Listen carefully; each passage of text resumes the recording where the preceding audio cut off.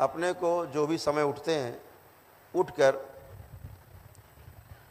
Fresh हो करके, मैंने ब्रह्म ध्यानम में आपको बताया था कि एक बार महीने में, सप्ताह में एक बार एक जग गुनगुना पानी करके सेंधा नमक मिला करके उसमें आधा चम्मच, ठीक है। जिनको ब्लड प्रेशर की ज़्यादा समस्या रहती थी, अब तो रहेगी नहीं, होगी नहीं, तो नमक ले सकते हैं, वो कम नमक ले सकते हैं, इतनी बात है।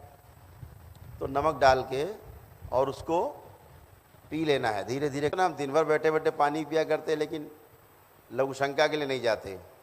वो भी क्रिया है, इनकमिंग चल रही, आउटगोइंग बंद, तो वो भी ध्यान से होता है। तो क्या करना है कि पानी पिया, पानी पीने की क्या है, ये आजकल फैशन बन गया है, ये भी समझो आप। फैशन क्या फैशन है? बोतल हाथ में, बोतल हाथ में खोला, 4-6 घूंट पिए, फिर बंद, बात करने घूम रहे, फिर पिया कभी। ये गलत तरीका है, एकदम गलत है। पानी जब भी पिए पेट भर के पिए, पेट भर माने इच्छा भर के, जितनी आपकी इच्छा है।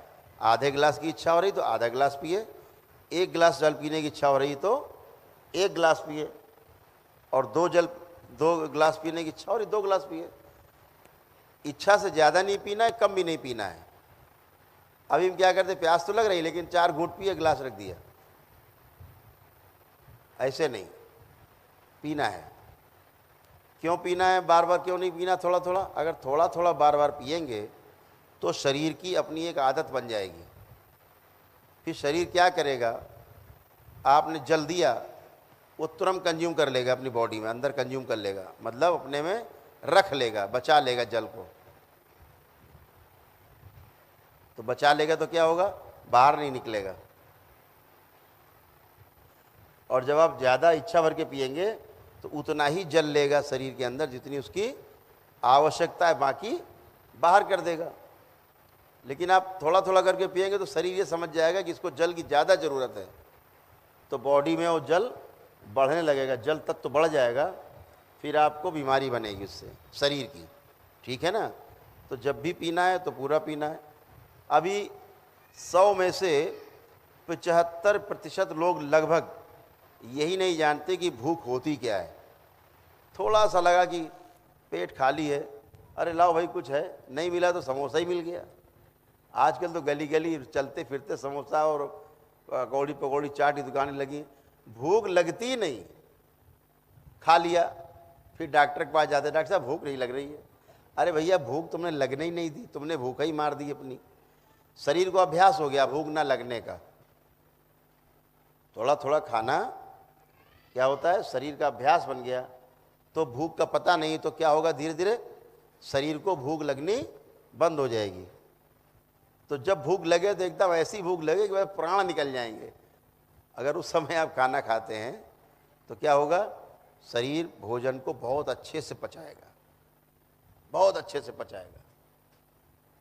और जब अच्छे से पचाएगा तो शरीर में लगेगा भी, और पेट भी साफ रहेगा। पेट साफ रहेगा तो सारा सिस्टम साफ रहेगा, आपका खून साफ रहेगा, सब साफ रहेगा। तो भोजन तभी करें जब भूख लगी। घड़ी ना देखी कि यार 1 बजे भोजन का टाइम है, 1:30 बजे।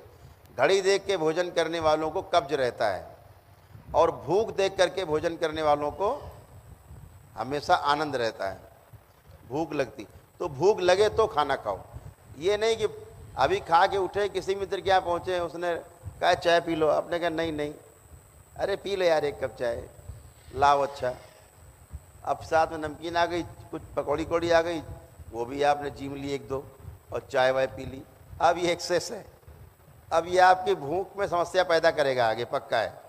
बिना भूख के आपने खाया, बिना भूख के खाना, बिना भूख के पीना, ये केवल रोग पैदा करते हैं शरीर के। और बिना निद्रा के सोना मानसिक रोग पैदा करता है। नींद नहीं आ रही, फिर भी लेट गए बिस्तर पे, अब लेटोगे तो चक्री चलेगी, फिर चक्री घूमना शुरू होगी। यही मानसिक रोग, आप विचारों को घना करते जाएंगे। तो जब भी चक्री का नंबर आए तो दरबार की तरफ ध्यान दो, क्या ध्यान देना है, कहाँ ध्यान टिकाना है अपना, अपने ऊपर। हम लेटे हैं और हमारा शरीर क्या कर रहा है, क्या सोच रहा है, सोच क्या रहा है। अभी आप ये सोचोगे कि भाई एक सोचने वाला है, दूसरा नज़र रखने वाला है, दूसरा कहाँ से आ गया, है तो एक ही, चेतना तो एक ही है, ध्यान तो एक ही जगह हो सकता है, दो जगह हो नहीं सकता। तो सोचने वाला कौन, और सोच जो रहा है उसके ऊपर नज़र रखने वाला कौन, कि भैया गलत क्यों सोच रहे हो, अच्छा अच्छा सोचो, ये कौन है, ये कहाँ से आ गया। तो ये आता है आपके ही अंदर मौजूद है, जीवन में आपके क्रियाओं के रूप में मौजूद है। कौन सी क्रियाएं हैं, जीवन की जो 10 क्रियाएं हैं मुख्य, उसमें से एक क्रिया है, उसका नाम है वृत्ति, उसका नाम है वृत्ति, जिसको आप बार बार कहते हो पुनरावृत्ति कहते हैं। तो वृत्ति जो है कैसी है, जीवन का एक भाग है। आत्मा, बुद्धि, चित्त, वृत्ति और मन, ऐसे 5 चीज़ें। मन के ऊपर वृत्ति की दृष्टि बनी रहती है, वृत्ति के ऊपर चित्त की दृष्टि बनी रहती है, चित्त के ऊपर बुद्धि की दृष्टि बनी रहती है, और बुद्धि के ऊपर आत्मा की दृष्टि बनी ही रहती। इसीलिए आपको क्या सही है क्या गलत है इसका पहले से पता रहता है, करने में फेल हो जाते हैं, जो होगा देखा जाएगा, कर डालो, लेकिन दृष्टि बनी हुई है, इसीलिए आप देख पा रहे हो सब।